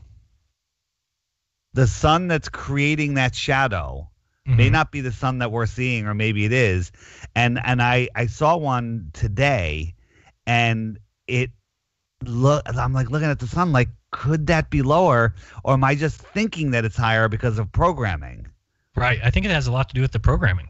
Yeah. So, I mean, you can look at a disc and think it's a sphere because it has a map on it. Like my flat Earth map shirt, if you look at it from the old ball point of view, it looks like a globe. Right. My sister said the same thing when she saw my woke sticker. She said, "Oh, that's like a globe sticker. Why do you have a globe in the middle of it?" Yeah, it's all programming. Yeah. So, hey, let's get to calls, but I just want anyone that when you see a shadow, the black line on the clouds from a massive chemtrail, just clear your head and look at the sun and ask yourself what's higher, the sun or the chemtrail, which sounds crazy from a glober's point of view, but I think everything we say sounds crazy from a glober's point of view. I don't think that's any different. Let's go to the phone calls. Let's start out with Ginger Sugar Bush himself. What's going on, my friend? Hey, Jeran. Hey, David. How are you? Doing fantastic. So I don't want to bring up bad memories, Jeran, but one of your last strikes, was it Truth is Stranger Than Fiction or the scariest movie ever? What? I didn't understand the question. What's the question? Well, no, you got a strike because of something you played in the background. But it was an interview with somebody who's a very biblical believer, we'll say. Okay, I remember doing it with Stranger Than Fiction. Okay, sorry. I was thinking the scariest movie ever, which was the guy that I was watching the other night. But he mentioned something called the Peppa Pig effect. And do you guys know Peppa Pig? It's a children's program. Never heard of it. Nope. Nope. So either way, it's an animated pig that has a strong British accent. Okay. So these parents have been letting their children binge watch it in hopes that they would get a strong British accent. And a lot of the times, apparently, it has worked. Wow. And now these children are having their the parents are having the children with an accent that's not natural because they're American or whatnot. And they're watching a cartoon. A cartoon, yes. And half the time, I guess, the children are, because she oinks at the end of her sentences, so they either get the British accent or they just oink when they're done talking.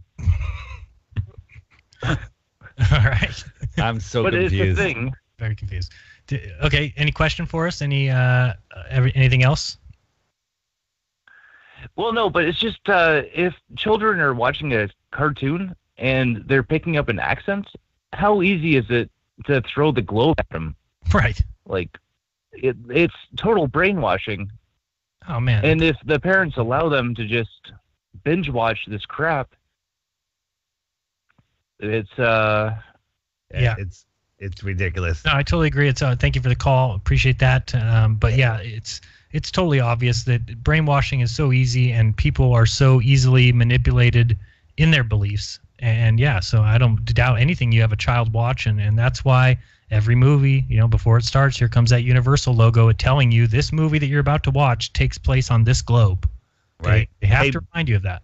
Before you grab the next call, sure. Speaking of wrestling, which I hate and you are in love with, I told you I had to do a spot, a little promo for the Raven Effect. That was very fun. Okay, so the Raven Effect. What's his wrestling name? The Raven. Yep. Okay. He just did his 100th podcast. Just came out today. I haven't listened to it yet, but his guest, where they're going to play my promo on it, is Chris Jericho. Boom. Oh, that's awesome. I bet. I'm wondering how much Flat Earth they talk. So if anybody wants to check out the Raven Effect, it's on your podcast player or whatever. You'll hear what I did, and you'll have Chris Jericho on, and I'm sure at one point they'll be talking Flat Earth, so we'll see. Should I play that for people to hear, your little spot? You can. I sent it to you? Sure, play it. Yeah, give me 1 second. I guess. That way they don't have to listen to it. Listen to the whole podcast. No, I was going to say, but they do have to listen to it if I'm going to play. I sent them 4 different versions, but I sent you the one that we did. Oh, you sent them 4 different ones? I sent 4 different ones. Yeah, Oh, but man. I think the last one is the good one. Let me see. I did send it to Curious Jay, so I'll find it in there. I don't know if you give me permission to do that, but I did it anyway. That's okay. Here it is. This is the little promo. If you don't know who Raven is, Raven's a wrestler. And Dave, were you on his podcast or no? I was on his podcast, yeah. Yes, that's right. Okay. I get all the podcast wrestling Flat Earth interviews, Jeran. Come on. I don't even want to talk about it. And you were also on Conan's, right? Yep, Conan, Raven, and Jericho. Wow. And I just get asked out of all that stuff. So let's listen to this little promo spot Dave did here. Hey, this is David Weiss from the Flat Earth Podcast. I just want to say the Earth is flat and does not move. We're not on a ball, which is easy to prove. The Earth is a plane that does not spin. The globe has been hit with the even flow for the win. Quote David Weiss, nevermore. Happy 100th, Raven. Now, Jeran thinks that's funny. It's actually retarded. Unless you know that what that guy does. You have to explain that now. Right. Okay, so Raven used to come to the ring and he'd give some, I don't know, poetry quote, and then he would say at the end of that, quote the Raven nevermore. So, Dave called me and said, what do I do for this spot? And I said, well, we got to include that, number one. And then the second thing, I'm like, what is his finishing move? And his finishing move is the even flow. That's what they call it. So we incorporated all that. I thought it was pretty impressive. I'm going to have to check out that podcast to hear David's little spot. And the guest is Chris Jericho, huh? Yeah, and I actually put Chris Jericho as the Sunday featured video on the app. Oh, okay. Awesome. Oh, yeah, I did see that yesterday, right? Yeah. Yeah, that was awesome. By the way, I want to update you on my Venmo balance. Did you care to know my updated balance? Yeah, go ahead.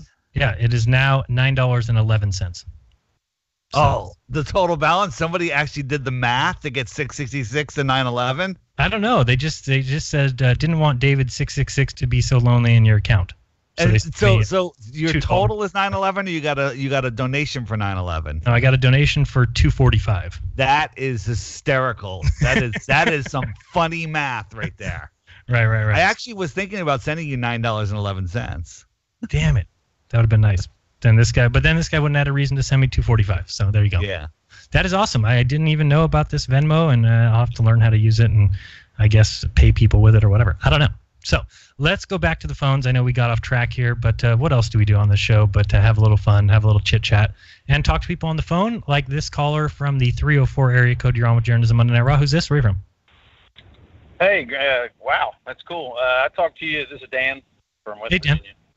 I talked to you a few months ago, and I catch the show periodically, and I've now set my alarm to remind me of the show, and I'm not really sure, maybe you can explain it during this call, how you break up the podcast on YouTube, and I'm still learning about all this. I'm one of those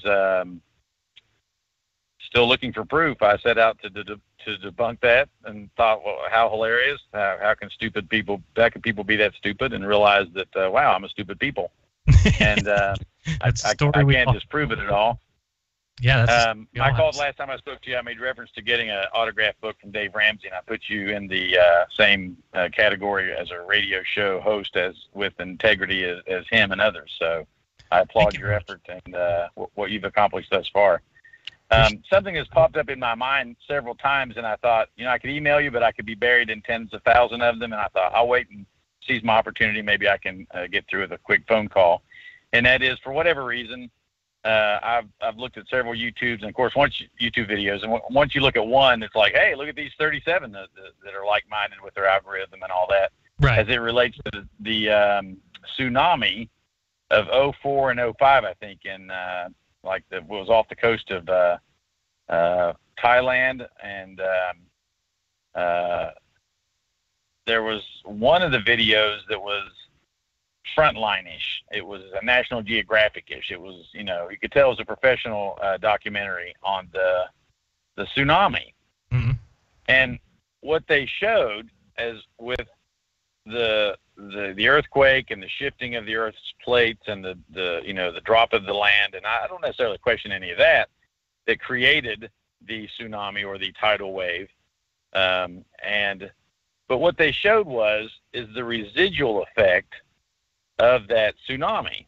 And then I thought to myself as I continued to process that, man, no better person than Jeranism or Jeran to dig his teeth into this, because I think you're very thorough. I've listened to you several times in many of your YouTube videos to get some of your background, and obviously I think that you're at the intersection of destiny as it relates to the departure from CBS and how you went through life and ended up talking to me on the phone right now, for that matter. But in the demonstration, they show the wave go ashore and crash into stuff and destroy stuff and then go back out to sea, and then it's coming back around again, and it's going to make another loop. And the more I looked at that, one of the comments that was made was that the dissipation of energy in this basin, and a basin is not a ball, I started thinking, for that tidal wave or that tsunami to move across the Indian Ocean and to travel thousands of miles, they say it's traveling 800 miles an hour in one of the videos, and crash ashore in Somalia, and then kind of the rippling effect of it. Now it's headed back out to sea, and it's heading over to, and it's kind of like the earthquake and tsunami that hit Fukushima, where stuff is washing ashore in the U.S. I started thinking, there is no way, and I'm not a scientist, but there's just no way, if the earth is a ball, that much energy can crash ashore, go back out to sea, and then following the 8 inches per mile square mathematics to contour to the curvature of the earth, literally climb the hill to then go back down the hill, crash into the shores of another country 8,000 miles away, right, and then bounce around and go right back again and start climbing that hill again. I mean, if it was climbing the hill to go over the curve, a 40, 60, 80, 90-foot tidal wave would be what? A 17-mile tidal wave, a 23-mile high tsunami tidal wave. How does that work? Has anyone looked into it? And is it something you've considered or would consider looking into it? All right. Well, I appreciate the call, and yeah, I'll definitely look into it. I've never liked tsunamis. First of all, because they shouldn't be spelled with a T, but secondly, because a lot of that stuff just doesn't make sense to me on a ball. So yeah, I'll look into it. I think you're talking about the one from 2004 that was in Indonesia, right? I think that's the one you're talking about. So, Dave, have you ever looked into those much and how they are all explained? They don't make sense on a ball. I know that. No, I would agree with that. But yeah, I just noticed that I got another donation, $1.95 from David Weiss. It says 9/11 was an inside job, which now gives me a balance of 1109. And in gematria, you get rid of the zero and flip it around. There you go. Wow. It is an inside job. It's all upside down. Thank you. Appreciate that call, though, from Daniel. We got another caller from the 765. You're on with Jeranism on Nite. Who's this? Where are you from? Caller 765. Hello. There you are. Hello, this is Tanner. I'm just kind of glad that you're getting your camera situation figured out. Finally, I know, me too. I noticed, well, coming into the whole flat Earth thing is, if you really want to get into it, you got to become half of a camera expert. So I find a good part of my time going into camera videos, trying to learn everything I can. And if you've heard of a channel yet, it's a guy, Camera Conspiracies. If you ever want something just to laugh at, the guy is hilarious. Just nothing but cameras. It's funny. But and his name is Camera Conspiracies. Conspiracies. I'm wondering. Yeah, Camera Conspiracies. It's just a funny channel. Yeah, thanks.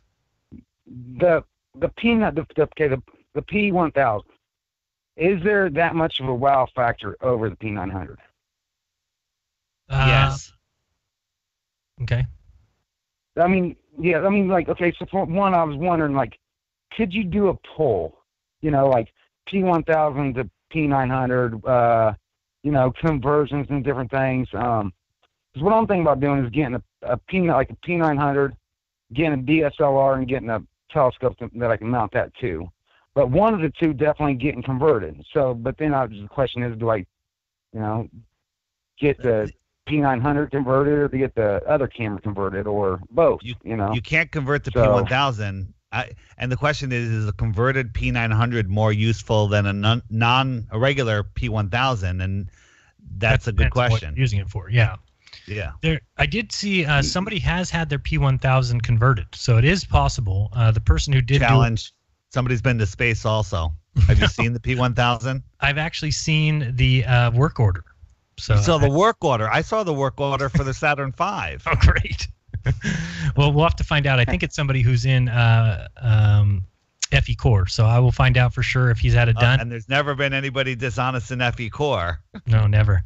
No, so I'll have to check it out. But yeah, as far as I know, nobody has been able to do it. I did call Nikon today in the USA, and they told me they cannot do it.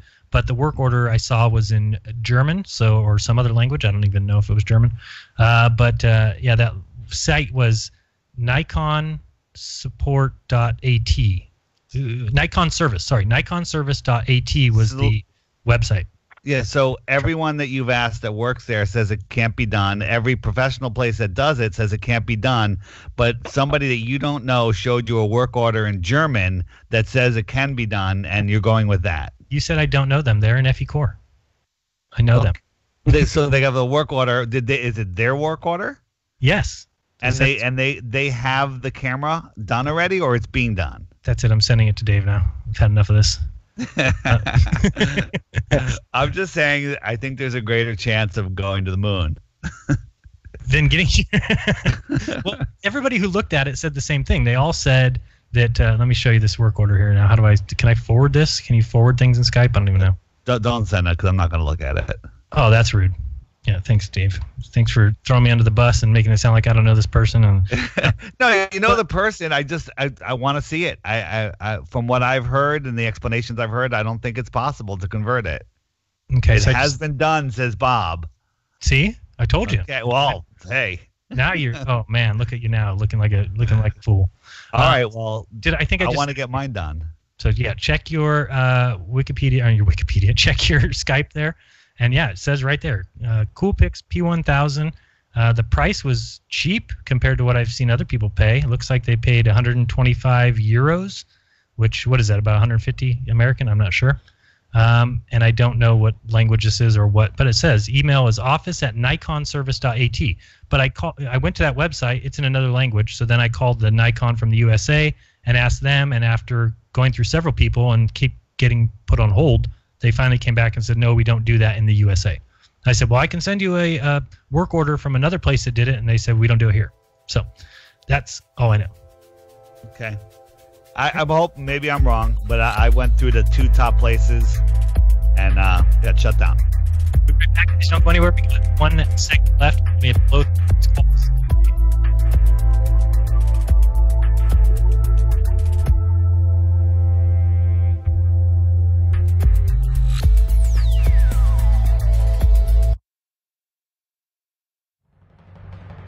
Hey everyone, it's Chris Gio, founder of Truth Frequency Radio and host of Beyond the Veil.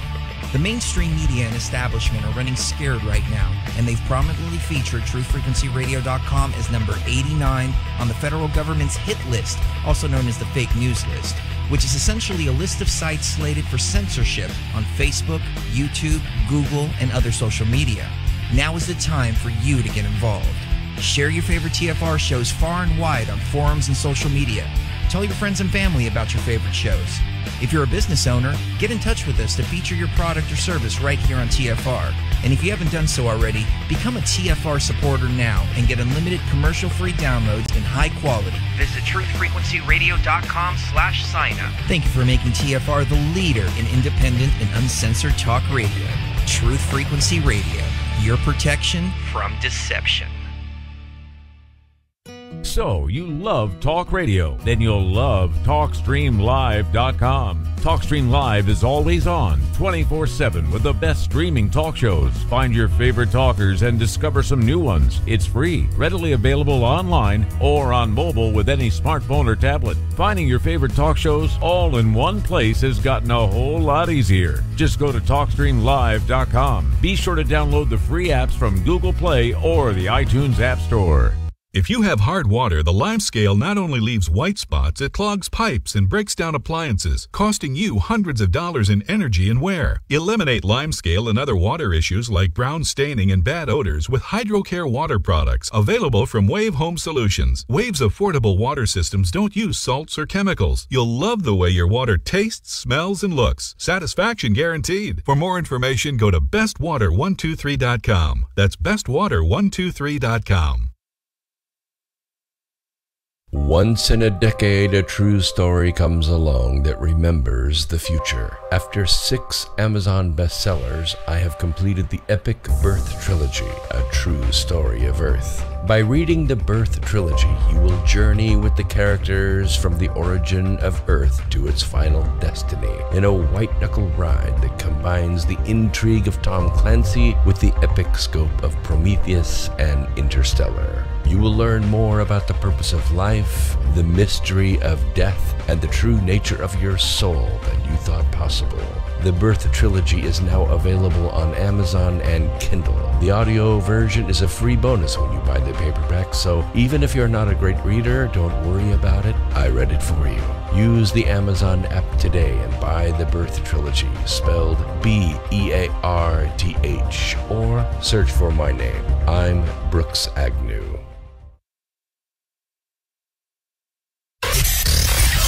Real people, real radio. Initiating the truth frequency. This is Truth Frequency Radio.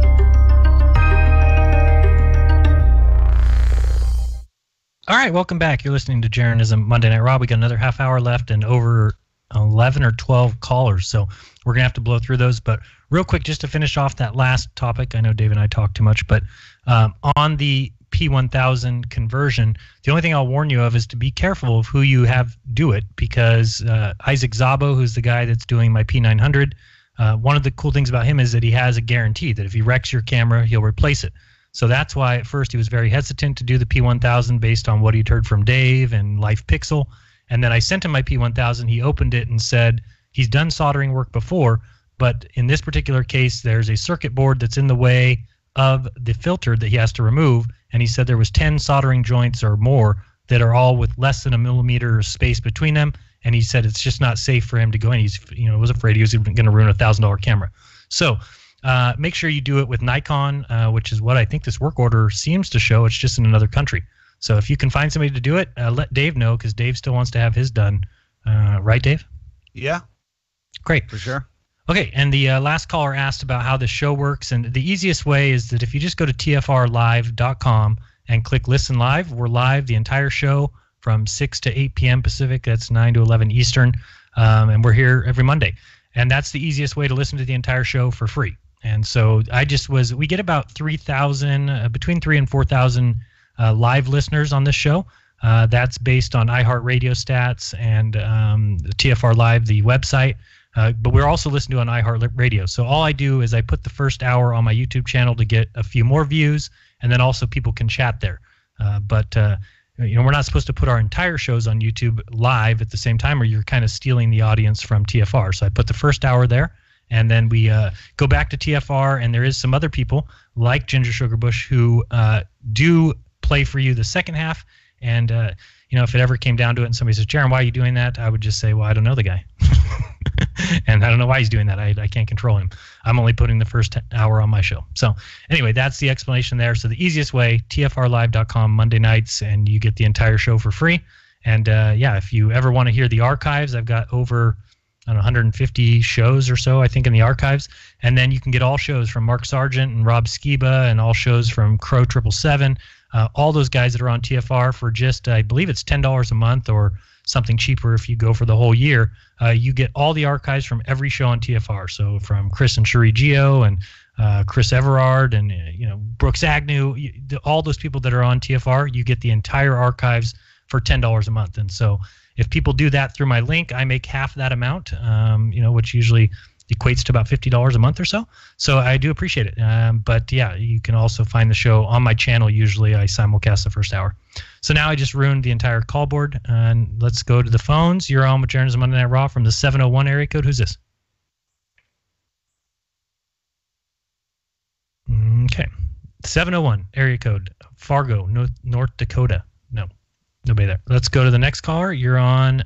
Dave, are you there?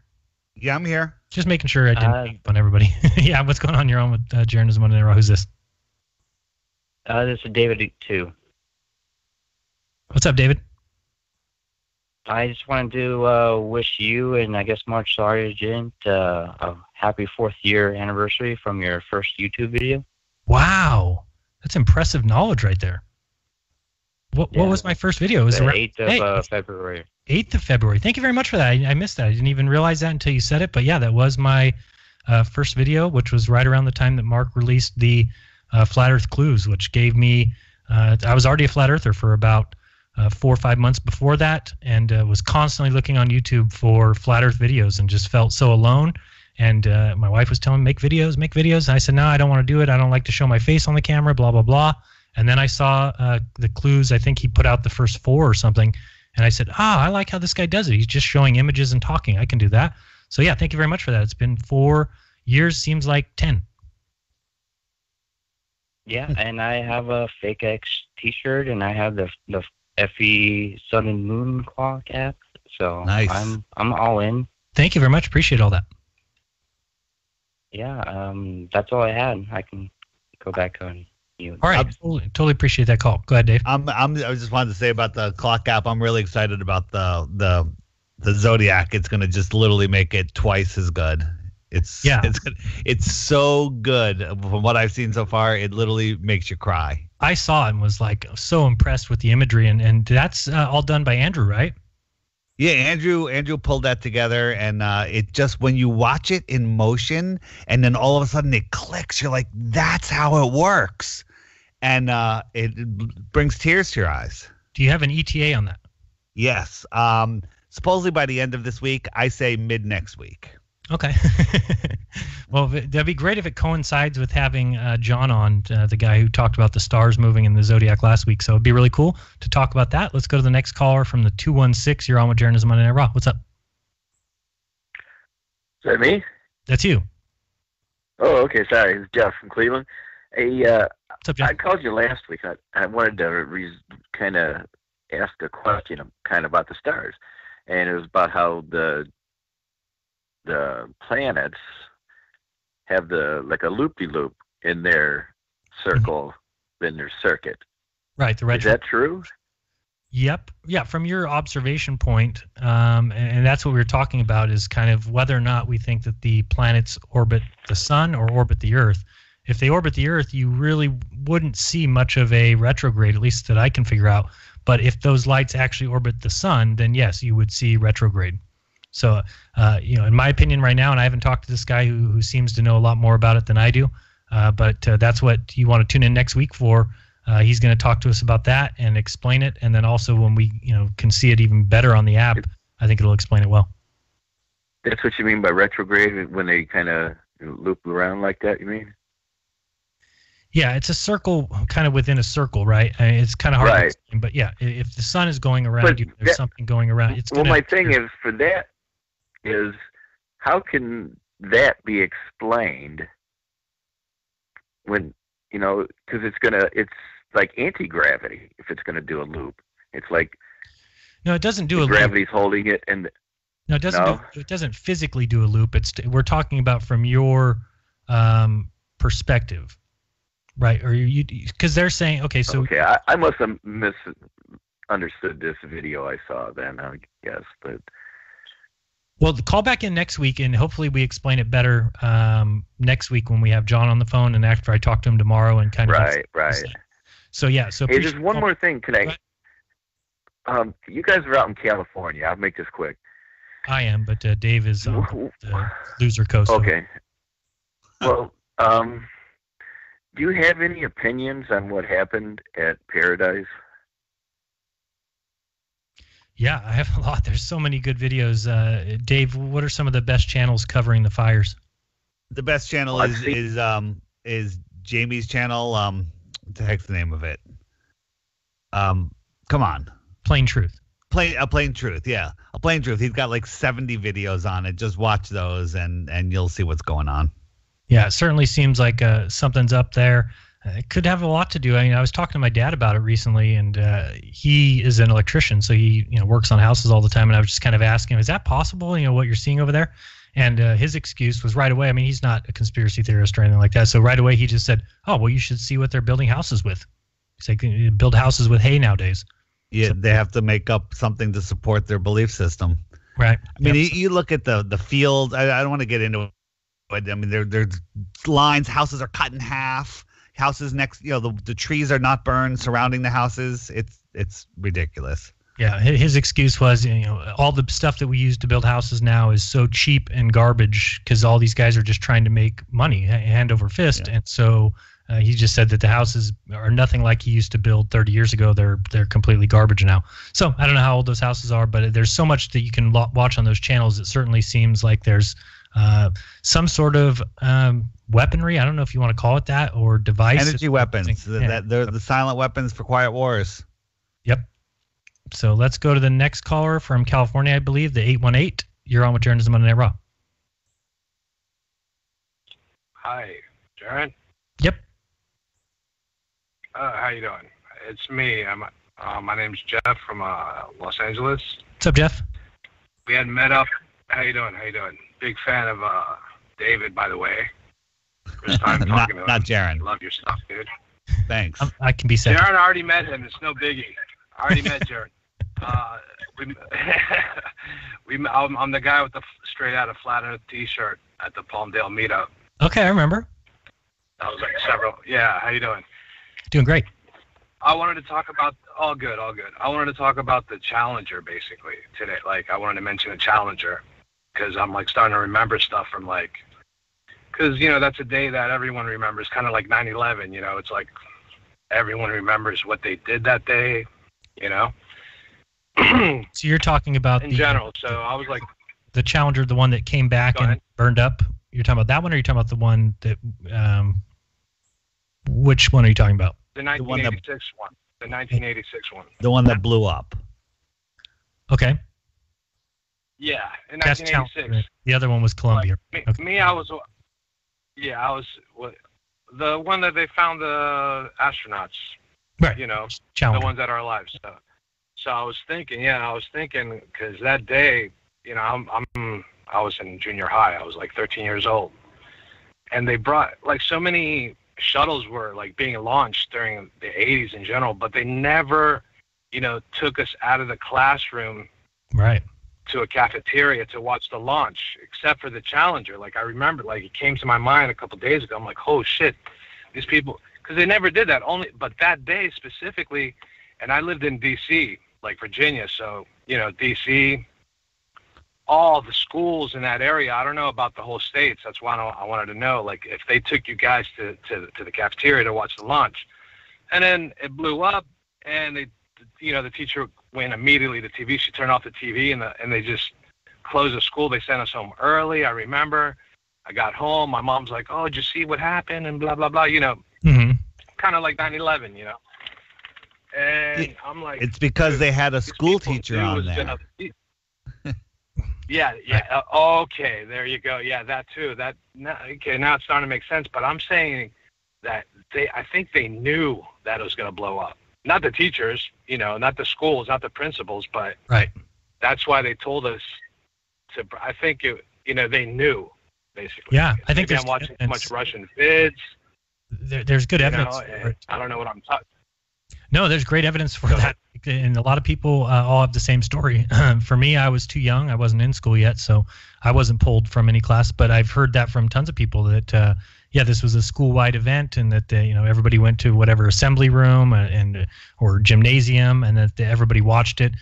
Yeah, but it would certainly be a great way to get everybody kind of on the side of space travel, and even though people might say, oh, but a bunch of people died, why would you, but they want to show these guys as heroes and everything. And so, yeah, there's great evidence too. I have a video where you can hear the cameraman say, I think it's get ready, and then show the family's faces.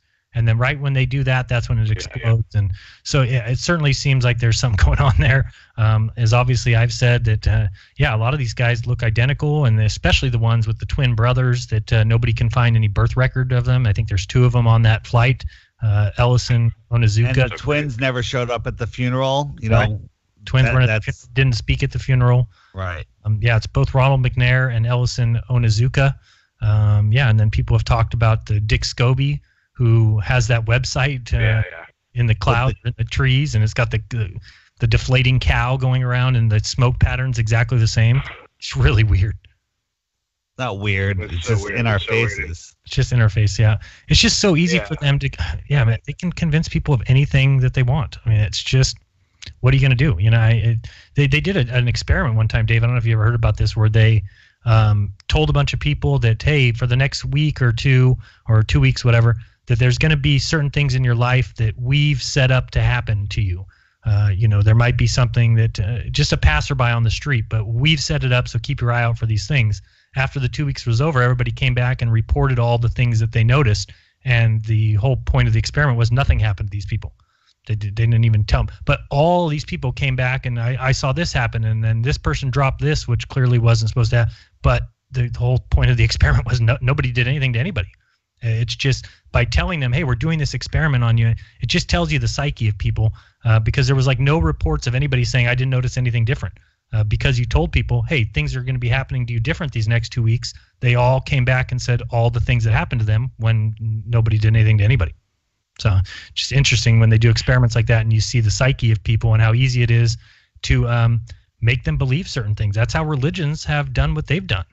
I mean, totally. Get them while they're young, get them while they're in school. Like I said, that is the secret of the ages. That's all you had to do as a leader of a nation or something back in the day, is make sure you get to the youth, because you're just 10 years away, 15 years away at the most, of those people being in the positions of power, teaching the same thing to younger children. So if you get to the youth, everything else takes care of itself. And that's clearly what they do with NASA. And we know that NASA is in schools all over the place with lesson plans, and they're constantly pushing their space agenda, even though, I mean, what else is there to worry about but the Earth? It's just ridiculous that people even worry about what's out in the sky and the little light in the sky that we can go to with a remote control car. Who cares? That's the way I look at it. So crazy. It's like, and then ironically, about a week later, the astronaut jokes start coming out. Like, well, what did the astronauts drink before it blew up? Yeah, 7-Up. Thanks for the call, and thanks for the joke. That's not funny. People died. I know. How dare you, Dave? How dare you? No, I heard that, what does NASA stand for? Need another 7 astronauts. I heard that one too. I like that one. Yeah, my favorite space joke is the one where Buzz Aldrin's pickup line to a girl is, "Hey, did you know I was second on the moon? Kneel before me." That's pretty good. That's a good joke. Did you get it, Dave? No, can you explain? No. All right, let's go to the next caller. You're in the 214. Who's this? Where are you from? Hello. Can you hear me? Can hear you great.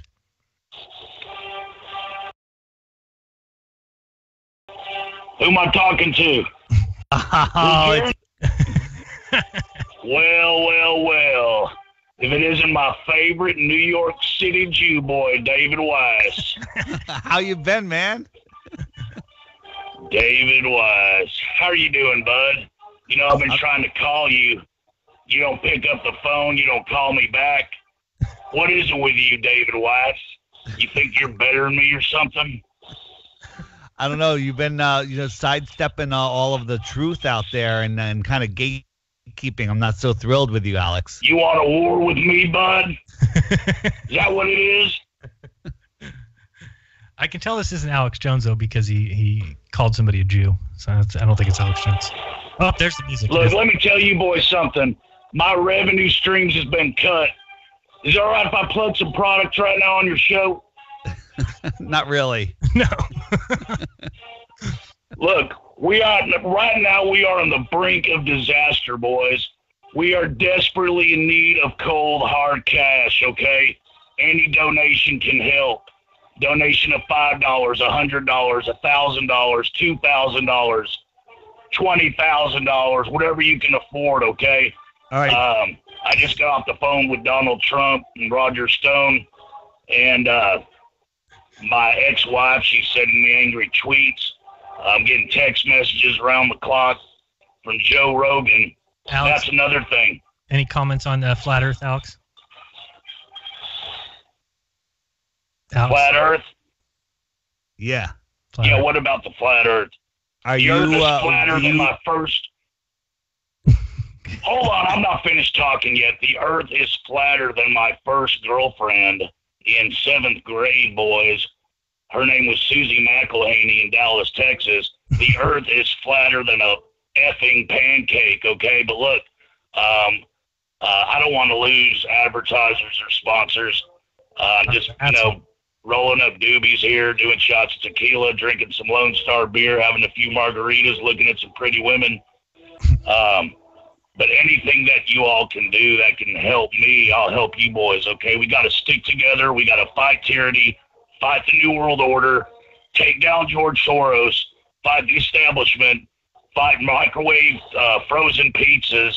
I mean, the draconian coin-operated arcade games like Missile Command, Space Invaders, Defender, they're popping up again all over this great country of ours. Thank you, Alex. And as far as Joe Rogan goes... I got to cut you off. All right, we got to go.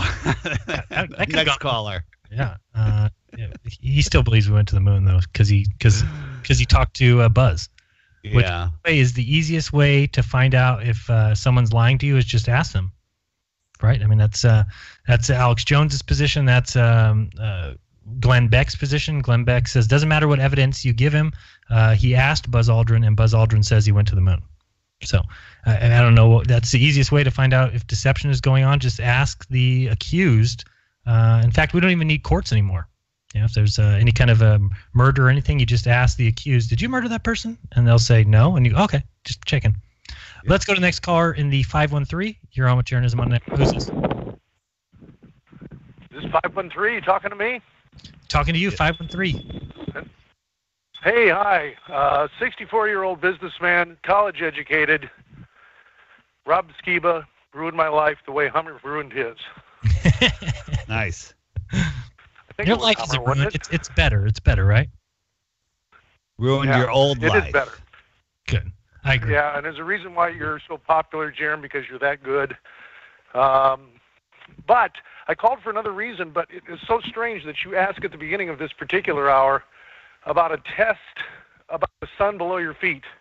Right. Yes? Yep.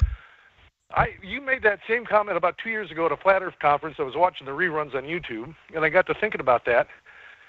If I think I can explain this in 30 seconds if you want to know. I think it would be a good test. Okay, go ahead. Shoot. All right. You got to get a skyscraper somewhere, observation tower, observation floor, next to an ocean, preferably on the East Coast, but I guess it would work in reversed on the West Coast. Table, put a box on it, a four-sided box, not a six-sided box, but a four-sided box, right, with the front facing the sunrise with a hole in it, and the sides open. I'm giving the globe every opportunity to win here, is the way I look at this. If you're on a high rise. The sun comes up over the horizon, over the ocean. If the sunlight goes through the hole and is above the level of the hole at the back of the box, we live on a globe.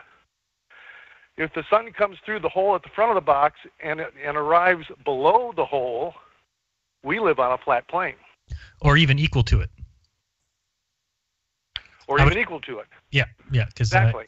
if you pull something far enough. But doing a skyscraper next to doing a skyscraper next to an ocean, you're giving the globe every opportunity to win. Does that make sense? Yeah, because the second it peaks over that horizon, it's way below you. Yeah, it should be. It should be. If it was a globe. If it's a globe. No, it's an excellent idea. You're talking about like a shoebox, an open shoebox. Yeah, just a square box. You know, the sides are open so you can look in. You can put gradients at the back of the box. Put gradients in the back of the box. Face it toward the sunrise. When the sun comes up, that light coming through that hole should be higher than the hole at the back of the box. I agree. Did I explain that well? Yeah, I think so. Appreciate the call. We got a whole bunch of callers after this, but we're probably not going to get to those. We're down to 2 minutes here. Dave, does that make sense to you what he's saying? I agree. Yeah, we were talking about that. It makes sense. It's going to be a tough one to prove, though, because the amount that the sun, if we lived on a ball, would be above that hole. I don't think it's going to be that significant. Better to say just on a ceiling, if the sunlight actually hits the ceiling. If you have if you have all glass windows, floor to ceiling, if the sun hits the ceiling, there's an issue. Yeah, because it always comes down to that question, which is so difficult to figure out. But can perspective cause those things? That's the interesting thing. If we know that a light that's right above your head, say 10 feet above you, if it started to go off into the distance, we know that light would lower and lower and lower until it gets really near to the horizon line. At which point, technically, it's lower than your eyes, but that light is higher than your eyes. It's 10 feet high. So the question is, if that light was taken back to the horizon or to a point where it is below your eyes, would you actually get light shadows going up? But Dave, I've never seen shadows go higher than something. Well, I mean, not from the sun. Like sunrise, right? That's what I mean. Not obviously you can take a light in your bedroom and do it easily, but as far as it's sunset, and again, I live in a place where it's not possible because I have houses both left and right of me, and that's why I think the beach is a great place to do it. But yeah, if anybody else has any ideas like that, it'd be great. Dave, any final words? We're about to go off the air, and wonder if you have anything else to say before we go. No, that's it. If you trying to wake up friends using the app and you want to gift it to them, there is that little option where you can gift it from the App Store, and then just convince them to watch it every day, watch the video for a week, and they'll become flat earthers. Awesome. Yep. And for me, hey, there's so many different types of currency out there, and one of them is simply watching my videos, clicking the like button, sharing my videos, and if you do that, I would be eternally grateful. And a shout out to Taboo Conspiracy and Anthony Riley, who started up a podcast or a little webcast that they do. Excellent conversation. I really enjoyed it. Looking forward to the next episode. Is that the Coffee and Donuts one? I don't know if it's Coffee and Donuts. It's called Taboo Warrior, our new weekly show, episode 1 on Taboo Conspiracy channel. I'll check it out. Didn't know it existed. Thanks. Yeah. See you guys next week. See you guys.